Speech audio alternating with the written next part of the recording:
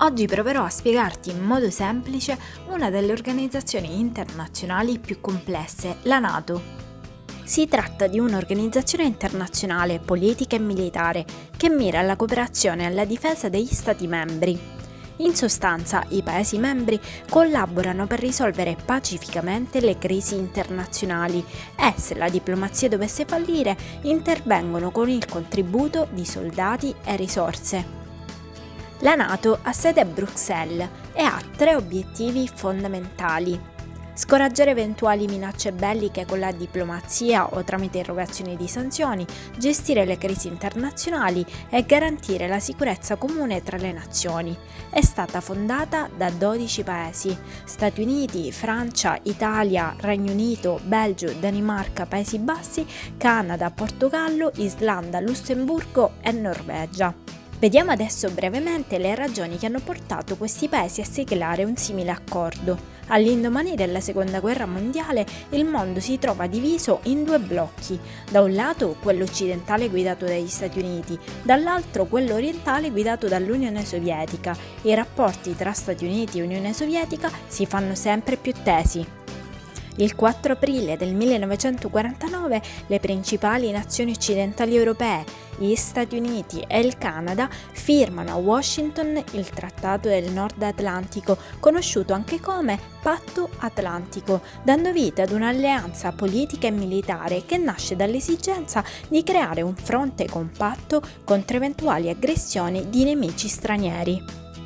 Un accordo simile e speculare è rappresentato dal Patto di Varsavia, un'alleanza politica e militare tra Unione Sovietica, Ungheria, Cecoslovacchia, Polonia, Bulgaria, Romania, Albania e Germania dell'Est. Siglato nel 1955, si pone come obiettivo primario quello di contrastare l'alleanza occidentale della NATO. Eccoti un'idea su come è organizzata la NATO. L'organo di vertice è il Consiglio Atlantico e ha il potere di riunire i rappresentanti degli Stati membri e di discutere di tutte le questioni riguardanti l'attuazione del trattato. Adesso si affianca il Comitato Militare, formato dai capi di Stato Maggiore della difesa dei Paesi membri, e ha il compito di decidere le misure concrete da intraprendere in caso di crisi internazionale o aggressione contro uno Stato membro.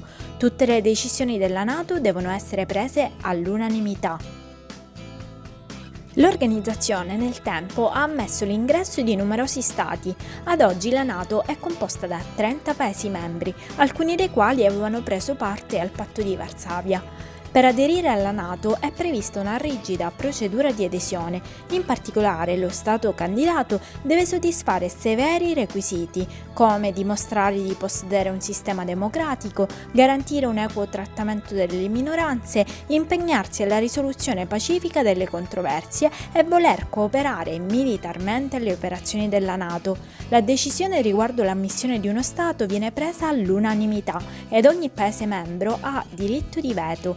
Ciò significa che può decidere di porre delle condizioni per l'ingresso di un paese. Voglio parlarti adesso di 2 clausole militari contenute nel trattato. Una delle clausole prevede la consultazione in caso di minaccia di aggressione. Infatti gli Stati devono consultarsi se uno di essi si senta minacciato da uno Stato che non fa parte della NATO. Questa clausola nella storia è stata invocata 5 volte, ben 4 volte dalla Turchia e una sola volta dalla Polonia. Un'altra clausola è quella che prevede la risposta ad un'aggressione. Devi però sapere che in caso di aggressione l'assistenza militare non è del tutto automatica. Infatti, in casi del genere, un attacco armato contro un singolo Stato membro è considerato come diretto contro tutte le parti. È previsto quindi che i Paesi membri possano assistere lo Stato aggredito anche con la forza armata. Nella storia della NATO la clausola è stata invocata una sola volta, dopo gli attentati terroristici dell'11 settembre 2001, che certamente ricordi o di cui hai sicuramente sentito parlare. In risposta all'attacco alle Torri Gemelle, infatti, sono state adottate misure collettive per sorvegliare lo spazio aereo sopra gli Stati Uniti e monitorare la navigazione nel Mediterraneo per prevenire altre attività terroristiche. Prima di lasciarti ti voglio raccontare 2 interventi effettuati dalla NATO per farti notare come si sia attivata nel tempo. A partire dal 2009 fino al 2016 la NATO conduce operazioni antipirateria al largo del Corno d'Africa per la sicurezza di una delle più importanti rotte marittime mondiali. La NATO interviene nel 2011 in Libia a seguito dello scoppio della guerra civile. In particolare, la missione militare inizia con un attacco aereo diretto a colpire le forze terrestri di Gheddafi e si conclude proprio con l'uccisione del dittatore. Parliamo di NATO 3.0 perché nel 2010 si svolge a Lisbona un vertice molto importante che porta la NATO ad ampliare il suo campo di azione per prevenire e reprimere le nuove minacce alla pace e alla sicurezza internazionale, rappresentate ad esempio dal terrorismo internazionale, dai cyberattacchi o dall'attacco con armi chimiche e batteriologiche. Questo video finisce qui, se ti è piaciuto lascia un like, iscriviti al nostro canale e clicca sulla campanella in basso per non perderti gli altri video e sapere sempre cosa succede. Grazie!